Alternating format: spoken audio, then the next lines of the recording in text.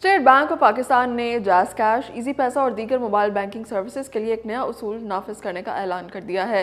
Reports के मुताबिक अब अगर कोई सारिफ किसी दूसरे शख्स को रकम भेजेगा तो वसूल कुनिंदा इस रकम को तकरीबन 2 घंटे तक नहीं निकाल सकेगा और ना ही उसको खर्च कर सकेगा। इस वक्फे को कूलिंग टाइम का नाम दिया जा रहा है और इस इकदाम का मकसद ये है कि अगर कोई शख्स गलती से किसी दूसरे गलत नंबर या फिर किसी गलत अकाउंट में रकम भेज दे तो उसे कम से कम अपनी शिकायत दर्ज करवाने और रकम रुकवाने के लिए एक मुनासिब वक्त मिल सके। गुज़श्ता कुछ अरसे के दौरान जैज़ कैश और इजी पैसा जैसे वॉलेट्स के जरिए फ्रॉड के वाकयात में काफी ज्यादा इजाफा देखने में आ रहा था। कई लोग रकम भेजने में सिर्फ एक हिस्सा गलत टाइप कर देते थे और रकम किसी अजनबी अकाउंट में चली जाती थी। क्योंकि रकम फौरी तौर पर निकलवा ली जाती थी, इसलिए मुतासरा शख्स के पास वापसी का कोई रास्ता या फिर वक्त ही नहीं बचता था। कुछ जालसाज फोन या मैसेज के जरिए खुद को बैंक का नुमाइंदा जाहिर करते, सारिफ से OTP या पिन मालूम करते और लम्हों में रकम निकलवा लेते थे।